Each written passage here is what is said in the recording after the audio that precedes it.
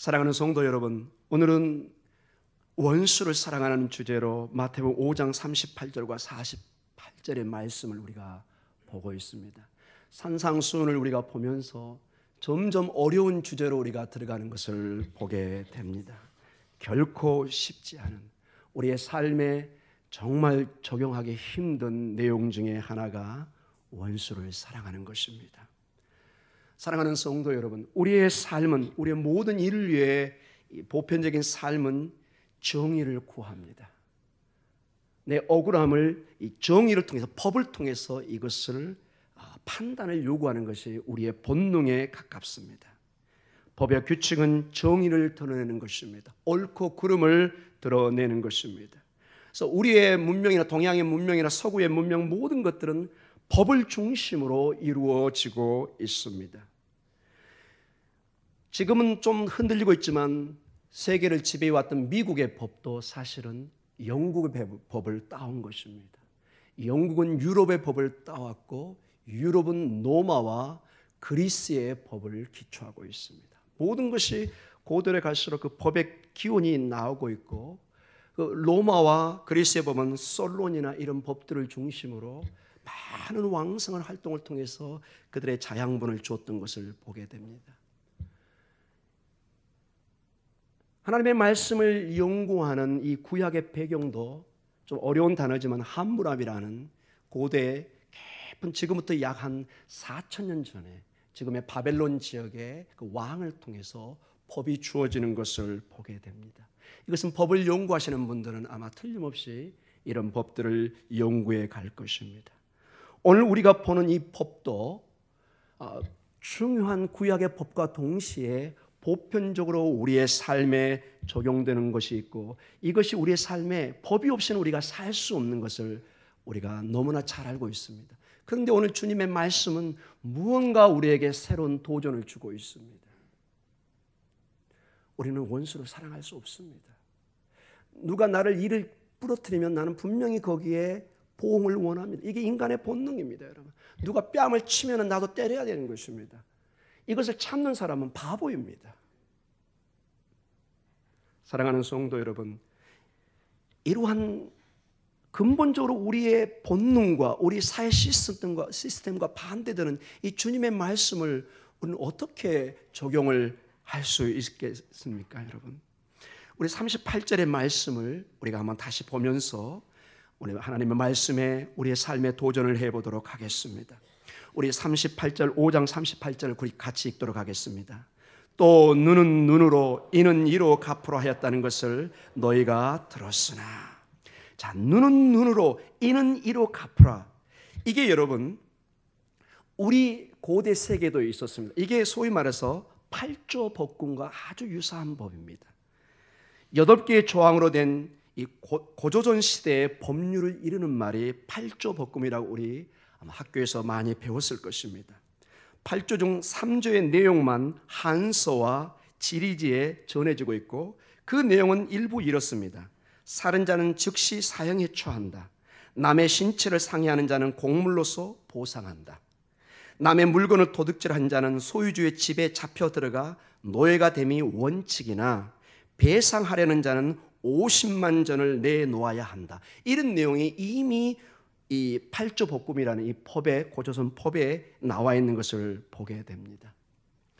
그런데 이 성경에 나와 있는 눈에는 눈, 이는 이, 이런 법을 좀 전문 용어로 렉스 탈리오니스라는 어떤 그 라틴어 법을 적용시킵니다. 렉스가 법이고 탈리오니스라는 이것은 보복이라는 뜻입니다. 보복의 법이 보편적으로 구약 성경이나 신약 성경이나 우리 서양 세계나 우리 세계에 있는 것을 우리는 보게 됩니다. 구체적으로 성경적인 근거로 이 렉스 탈리오니스, 보복의 법, 즉 동해법이라고 그러는데요.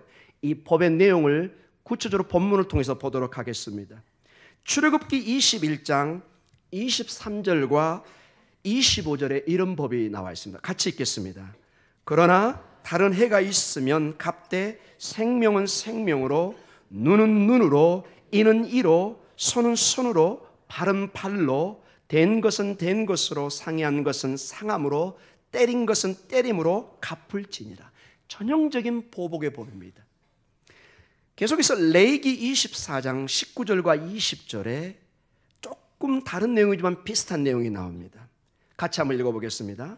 사람이 만일 그의 이웃에게 상해를 입혔으면 그가 행한 대로 그에게 행할 것이니 상처에는 상처로 눈에는 눈으로 이에는 이로 갚을지라 남에게 상해를 입힌 그대로 그에게 그렇게 할 것이며. 자, 이런 법을 통해서 구약 세계는 사회 질서를 세워가는 것을 보게 됩니다. 간단하지만 비슷한 내용이 나중에 또 신명기에 이렇게 나옵니다. 신명기 19장 21절에 이런 말씀이 있습니다. 같이 읽겠습니다. 내 눈이 궁일이 여기지 말라. 생명에는 생명으로, 눈에는 눈으로, 이에는 이로, 손에는 손으로, 발에는 발로이니라. 그래서 이 렉스 탈리오니스는 중요하게 보복이 필요한 것을 얘기합니다. 반드시 어떤 대가가 필요하다는 것입니다. 어떤 사람은 계속 남에게 피해를 주고 다닐 수 없다는 것입니다. 거기에 합당한 대가를 치러야 된다는 것이 이 보복의 법입니다. 그리고 동일한 보복입니다. 절대로 또 학대해서 이걸 적용하면 안 됩니다. 다리를 부러뜨렸으면 상대방의 다리를 부러뜨리는 식으로 어떤 정당한 동일한 대가를 치르게 하는 것이 렉스 탈리오니스라는 법의 특징 중에 하나입니다. 자, 이것이 이렇게 구약의 보편적으로 주어졌고 우리 사회에서도 팔조복금이라는 이 전통 속에서 우리 고대 사회의 이 질서를 법을 지켰던 것을 우리가 보게 됩니다. 자, 하나님의 나라의 백성은 우리 예수님은 이 법을 이미 알고 계셨고 이 법을 어떻게 적용하는가가 이제 네 가지 종류로 나오고 있습니다. 우리 39절에서 42절까지 5장 39절에서 42절까지 구체적으로 주님이 우리의 삶에 어떻게 이 원수를 사랑하는 건가를 한번 예화를 보도록 하겠습니다. 39절 같이 읽겠습니다. 시작. 나는 너희에게 이르노니 악한 자를 대적하지 말라. 누구든지 네 오른편 뺨을 치거든 왼편도 돌려대며 또 너를 고발하여 속옷을 가지고자 하는 자에게 겉옷까지도 가지게 하며 또 누구든지 너로 억지로 오리를 가게 하거든 그 사람과 심리를 동행하고 내게 구하는 자에게 주며 내게 꾸고자 하는 자에게 거절하지 말라. 자, 구체적인 네 가지 어떤 예가 나오면서 어떻게 이 원수를 대하는가 하나님 나라의 백성에게 지침을 주는데 이것은 우리 지금 상황과는 이해가 잘 안 맞습니다. 그래서 그 당시 예수님이 말씀하셨던 당시의 문화와 역사적 배경을 알아야 이 뜻을 금방 알 수 있습니다. 먼저 39절을 같이 보도록 하겠습니다. 5장 39절 우리 같이 읽겠습니다. 시작. 나는 너희에게 이르노니 악한 자를 대적하지 말라. 누구든지 내 오른편 뺨을 치거든 왼편도 돌려대며. 자, 여기에 내 오른편 뺨을 치거든 어떤 편을 대라고 그러죠? 왼편을 돌려대라. 자, 이것을 이해하기 위해서는 여러분이 옆 사람을 보셔야 됩니다. 자, 옆 사람을 보시고 때리지는 마시고 왼손을 대면 마시고 고대는 오른손만 사용해야 됩니다. 오른손으로 이렇게 때리는 이렇게 모습만 한번 취해 보십시오. 자, 보십시오. 때리면 안 되시고 이게 만져주세요. 근데 여러분 상식적으로 오른손으로 상대방을 때릴 때 어느 얼굴면을 때리게 되어 있습니까? 왼뺨을 대야 됩니다. 이게 특징입니다. 그런데 여기 어느 편을 맞은 거죠? 오른편을 맞았습니다. 자, 이 얘기는 손등으로 쳤다는 것입니다. 이 손등으로. 상대방을 손등으로 이렇게 친 것입니다. 여러분. 이것은 우리나라도 마찬가지지만 우리나라는 이걸로 때려도 그렇지만 이 손등으로 친다는 것은 이 중동사에서는 가장 큰 모독을 주는 것입니다. 그 사람을 인간 취급을 안 하는 것입니다. 그래서 구체적으로 이 학자들의 의견에 의하면은 이 세 부류에게 이 손등으로 칠 수 있는 권한을 줬습니다. 첫째는 자기의 노예를 모욕을 줄 때 손등으로 쳤습니다. 이렇게. 그 다음에 어린 아이들, 죄송합니다. 지금으로 생각하면 안 됩니다. 고대 세계 버릇없는 아이들을 이 손등으로 쳐서 훈련을 시켰습니다. 그리고 정말 또 죄송한 얘기인데 이건 제 얘기가 아니라 학자들의 연구니까요. 여자를 때릴 때 이 손등으로 때리는 경우가 있었습니다. 모독적으로. 지금 여러분 아주 마음이 이제 부글부글 할 텐데 이게 2000년 전이라는 거, 수천 년 전이라는 것을 생각해 주십시오. 노예나 어린아이 이 여자들을 훈육하고 때릴 때 모독을 줄 때 이 손등을 통해서 그 사람을, 이것은 폭력, 단순히 폭력을 넘어서 완전히 그 사람에게 인격적인 모독을 줄 때 손등을 치는 것입니다. 자, 이런 모독을 당했을 때 우리는 어떻게 하죠? 질문할 필요도 없죠. 바로 손이 가든지 흉기를 잡든지 경찰에 신고를 하든지. 우리는 이걸 견딜 수 없습니다. 저도 이걸 보면서 저는 과연, 여러분 제 대답을 묻지 마십시오. 저 힘듭니다. 이거. 만약에 그런데 우리가 똑같이 여기에 응답을 하면 이제 악순환이 일어나게 되는 것입니다. 근데 여기 보면은 무슨 뺨을 대라고 그러죠? 내 왼편도 돌려대며. 자, 왼편을 돌려댄다는 것은 원래 맞아야 될 장소를 주는 것입니다. 자, 이런 뜻입니다. 원한다면 다시 나를 때리시오. 그러나 이번에는 나를 열등한 존재로 모욕적으로 때리지 마시고 나를 대등한 관계에서 나를 정당하게 때리십시오. 이 자세로 지금 응하는 것입니다. 나는 당신에게 그렇게 모욕을 받아야 될 사람은 아닙니다. 그러나 정말로 나를 때리고 싶다면은 정상적으로 나를 때리십시오. 이렇게 되는 것입니다. 이게 가능하시겠습니까? 침묵이 흐른 것을 보고 있습니다. 두 번째로 40절 우리 같이 읽도록 하겠습니다. 시작. 또 너를 고발하여 속옷을 가지고자 하는 자에게 겉옷까지도 가지게 하며. 이 말씀은 특히 여러분이 이해하기 힘듭니다. 우리 집에는 한두 벌의 옷이 있는 것이 아닙니다. 많이 줄 게 있습니다. 침묵이 흐르는 것을 또 보게 됩니다. 아닌가요? 이제 가을이 지나고 겨울이 왔는데 옷장을 보니까 여유분이 많이 있습니다. 우리 남성도 여성도 이제 쇼핑을 할 때 또 새로운 옷이 보이기 시작합니다. 우리는 특히 우리 한국 사람이 지금 잘 살기 때문에 정말로 여러분 솔직하게 남는 옷이 많이 있는 것을 보게 됩니다. 사랑하는 성도 여러분, 그러나 이 당시의 고대 중동 사회에서는 보통은 가난한 사람들은 딱 두 벌밖에 없었습니다. 안에 있는 속옷과 겉에 거치는 옷. 그래서 이들은 이 저녁에 추울 때는 이 겉옷을 이불처럼 이렇게 하고 자야 되고, 여러분 가끔 중동적인 하얀 거 두건 같은 거 쓰잖아요. 이걸 풀어서 담요처럼 써야 됩니다. 그런데 지금 이 문제를 다루고 있다는 것을 여러분 참고적으로 보시기 바랍니다.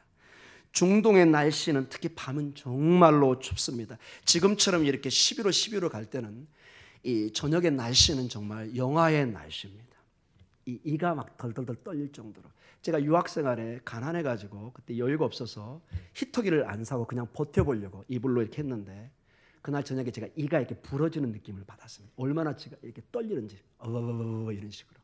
거기는 주로 난방이 안 됐기 때문에 굉장히 추운 뿐더러 이 예루살렘과 베들레헴과 이 헤브론은 보통 800에서 1000m 고지입니다.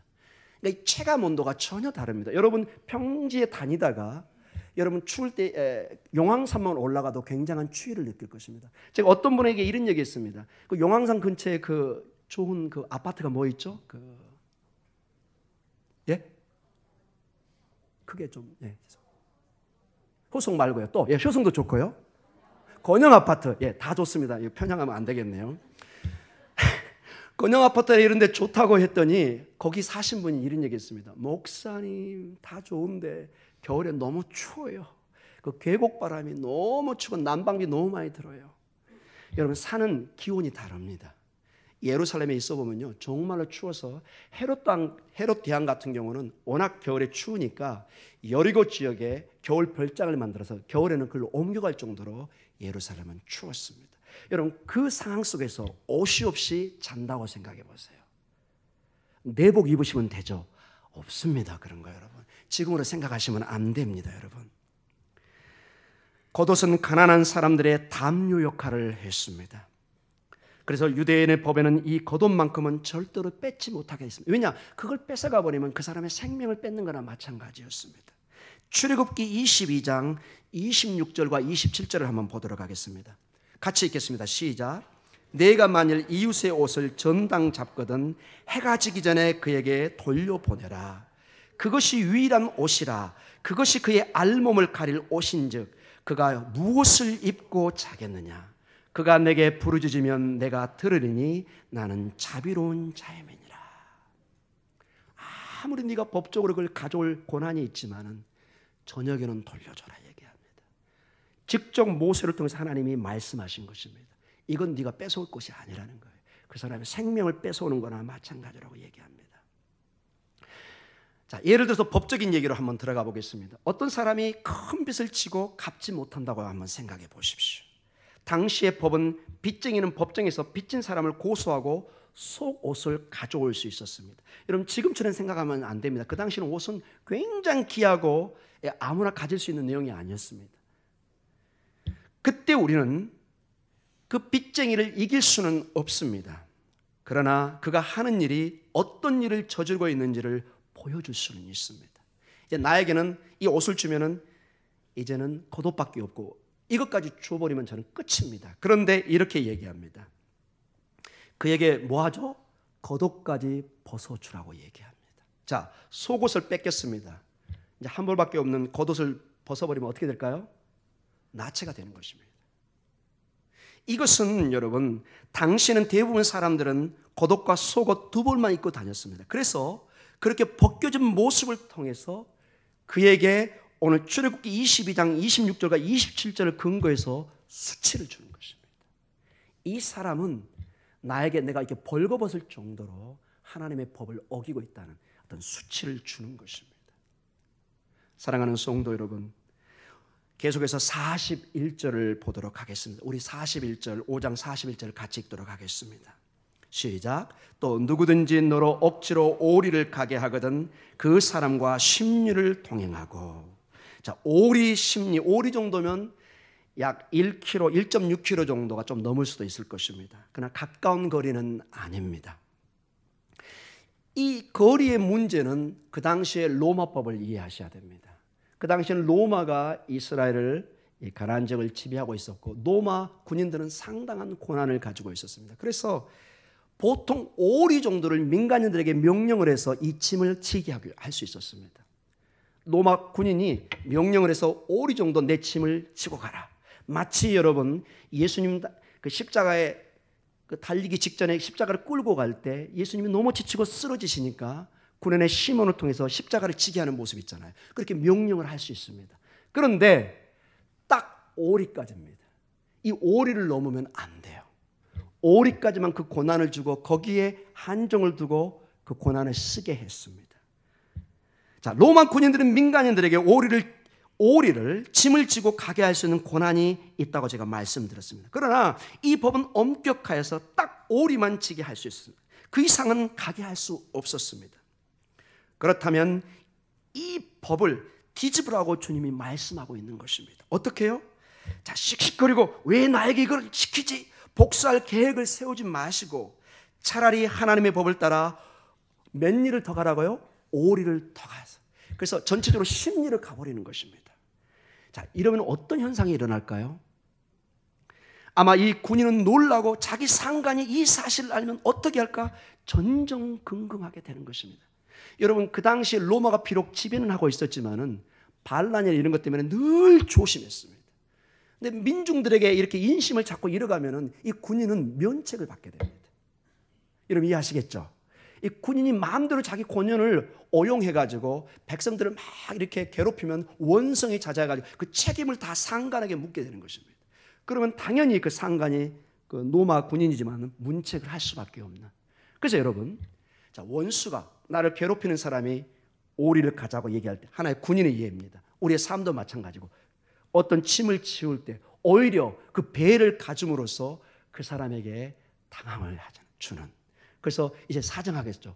아이고 왜 심리를 가십니까? 다시는 이제 이 사람에게 짐을 안 지울 수도 있을 것입니다. 자, 이런 법과 42절은 내게 구하는 자에게 주며 내게 꾸고자 하는 자에게 거절하지 말라. 그 당시 많은 사람들이 어려운 사람들이 있었습니다. 그들이 와서 내게 구할 때, 때로는 원수가 나에게 부족해서 나에게 구할 때 그에게 주고 거절하지 말라고 얘기합니다. 자, 이렇게 이제 한 4가지 종류로 예수님은 어떤 베이직 바탕을 깔고 있습니다. 이런 삶 속에서 너희는 어떤 그 팔조볶음처럼 이는 이로 갚지 말고 새로운 방법으로 그들에게 하나님의 자녀의 모습을 보여주라고 있습니다. 이제 구체적으로 그것이 사랑하는 그 적용의 대상이 원수라는 특정한 이 단어로 집중되는 것을 보게 됩니다. 43절과 48절에 걸쳐서 한번 우리 읽어보도록 하겠습니다. 시작. 또 내 이웃을 사랑하고 내 원수를 미워하라 하였다는 것을 너희가 들었으나 나는 너희에게 이르노니 너희 원수를 사랑하며 너희를 박해하는 자를 위하여 기도하라. 이같이 한즉 하늘에 계신 너희 아버지의 아들이 되리니 비를 의로운 자와 불의한 자에게 내려주심이라. 너희가 너희를 사랑하는 자를 사랑하면 무슨 상이 있으리요? 세리도 이같이 아니하느냐? 또 너희가 너희 형제에게만 문안하면 남보다 더하는 것이 무엇이냐? 이방인들도 이같이 아니하느냐? 그러므로 하늘에 계신 너희 아버지의 온전하심과 같이 너희도 온전하라. 사랑하는 성도 여러분, 이웃을 사랑하는 것은 구약의 신구약의 윤리의 절정입니다. 하나님을 사랑하고 네 이웃을 사랑하는 것, 이것이 핵심 중에 하나입니다. 이것을 예수님께서는 마태복음 22장 34절과 40절에 이렇게 한 예화를 통해서 말씀하십니다. 우리 같이 한번 읽어보겠습니다. 예수께서 사두개인들로 대답할 수 없게 하셨다는 함을 바리새인들이 듣고 모였는데 그 중에 한 율법사가 예수를 시험하여 묻되 선생님, 율법 중에서 어느 계명이 크니까? 예수께서 이르시되 내 마음을 다하고 목숨을 다하고 뜻을 다하여 주 너의 하나님을 사랑하라 하셨으니 이것이 크고 첫째 되는 계명이요 둘째도 그와 같으니 내 이웃을 내 자신과 같이 사랑하라 하셨으니 이 두 계명이 온 율법과 선자의 강령이니라. 아멘. 자, 원수를 사랑하는 것은 정말로 이웃을 사랑하는 것은 구약이나 신약이 강조하는 내용입니다. 그런데 오늘 예수님은 이 내용을 훨씬 깊은 곳으로 도전하고 있는 것입니다. 만약 우리의 이웃이 나를 대적하고 원수처럼 변해도 사랑하라고 말씀하고 있는 것입니다. 원수를 사랑한다는 이것을 우리의 감정의 차원에만 머물지 말고 친절한 행동을 통해서 보이라고 말씀해 주고 있습니다. 자, 이것이 주님의 말씀입니다. 자, 이제는 결론적으로 말씀을 마쳐가겠습니다. 자, 우리 현실을 한번 보도록 하겠습니다. 사랑하는 성도 여러분, 문제는 그 누구도 이 법을 지킬 수 없다는 것입니다. 사랑하는 성도 여러분, 사실은 이것은 불가능한 요구입니다. 여러분도 알고 저도 압니다. 그 누구도 자신의 원수를 사랑하지는 않습니다. 우리는 원수를 미워합니다. 맞습니까? 차마 대답은 못 하시는데 가슴으로는 다 알고 있습니다. 예. 원수와 이 미움은 같이 가는 단어입니다. 만약 우리의 원수와 우리 사랑하는 친구를 동일하게 사랑한다면은 우리의 사랑하는 친구와 원수 사이에 무슨 차이가 과연 있습니까, 여러분? 여러분, 내 사랑하는 친구와 원수가 동일한 존재입니까? 아니죠. 여러분, 이 교회 예배당이니까 차마 내놓고 말은 못하지만 우리는 알잖아요. 내 친구와 원수는 다른 사람입니다. 분명히 다른 거예요. 이것은 우리의 상식을 깨는 얘기예요, 여러분. 우리의 이성을 거스르는 얘기예요. 원수는 당연히 벌을 받아야 되고, 여러분 이번에 그 이태원 그 사건 때문에 18년 만에 지금 죽은 아들을 놓고 지금 싸우는 그 린다 누군가요? 그 방송에 나오는 거 보죠, 여러분. 그 엄마가 피 맺힌 소리 뭐예요? 내 아들의 구원안을 갚아달라는 거 아니에요, 여러분. 거기서 여러분 사랑을 얘기하면 그 어머니는 통곡합니다, 여러분.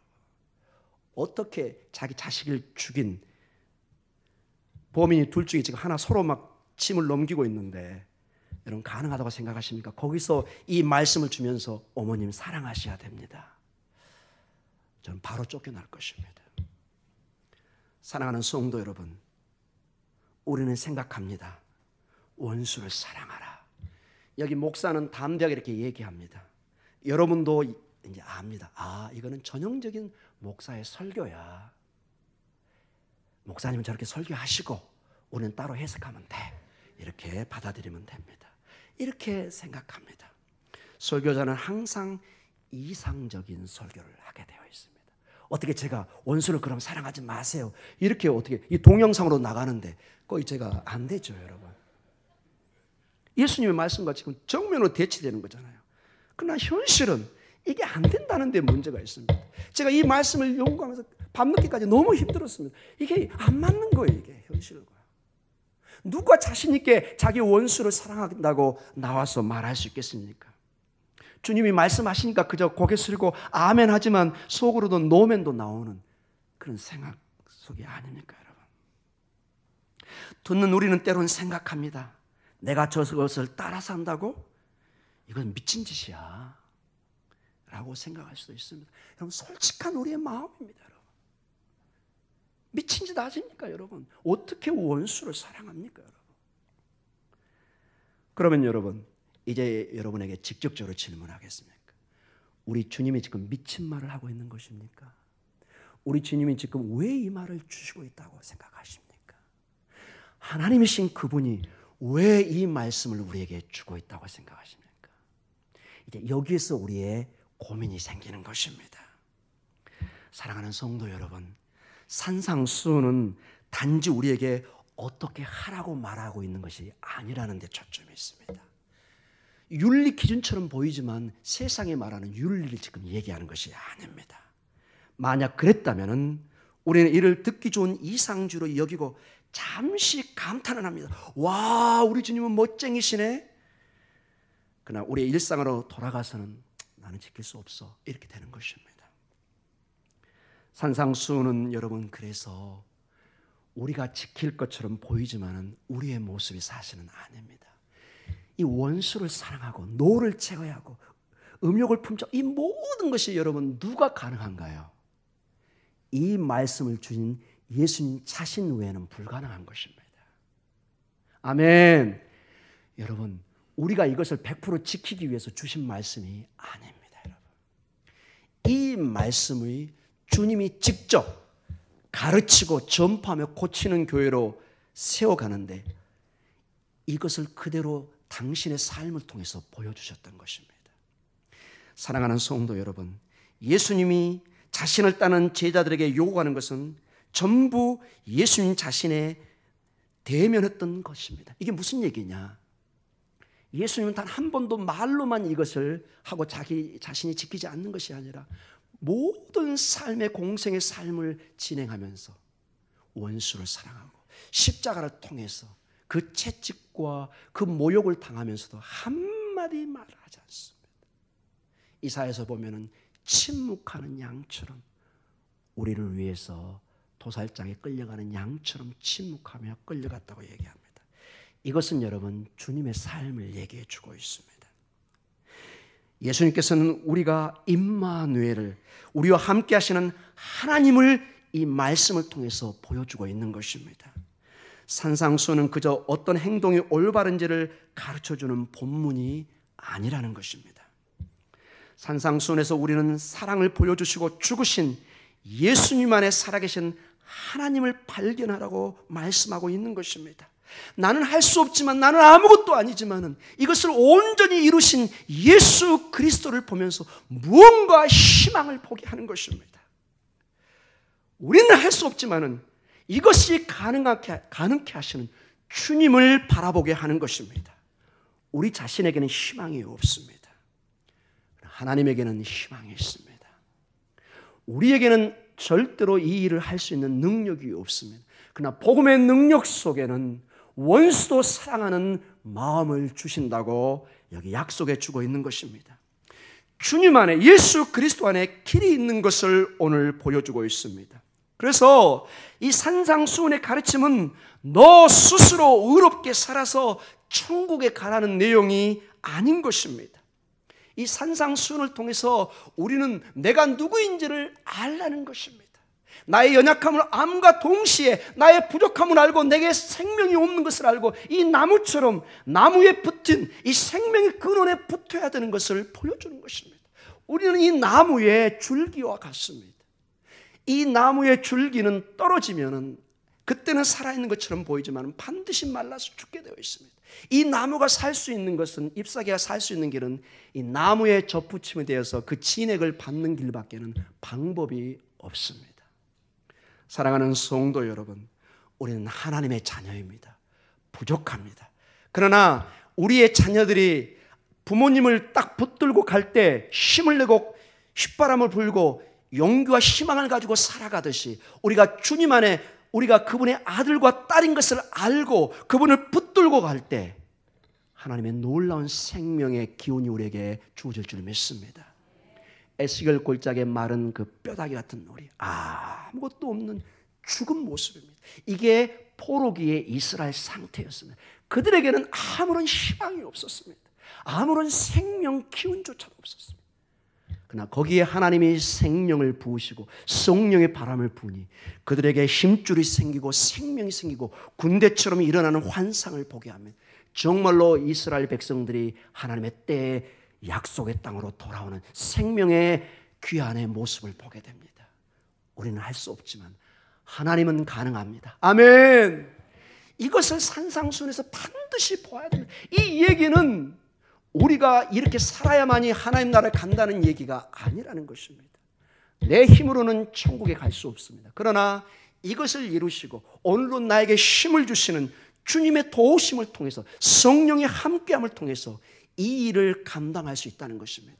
우리는 쓰러지고 넘어지고 또 넘어지고 또 미워하고 그러지만 그러나 다시 오뚜기처럼 일어나서 오늘도 주님 앞에 자비를 구하며 내 원수를 사랑하도록 노력하며 살 수 있는 것입니다. 사랑하는 성도 여러분, 결론적으로 하나 말씀을 더 마치도록 저에게 권면을 드리겠습니다. 그렇기 때문에 우리에게는 공동체가 너무너무 중요합니다. 우리 스스로 한 사람 한 사람 이러한 삶을 살기가 너무 힘듭니다. 그러나 잠언서에 보면 이 삼겹줄이 세 줄이 합쳐지면 끊지를 못한다고 나와 있습니다. 우리가 하나 되면은 우리는 무서운 힘을 발휘할 수 있습니다. 우리 스스로는 연약하지만 우리 모두가 주의 성령으로 하나 되면 함께 기도하고 함께 나가면 성령의 불덩어리가 될 수 있습니다.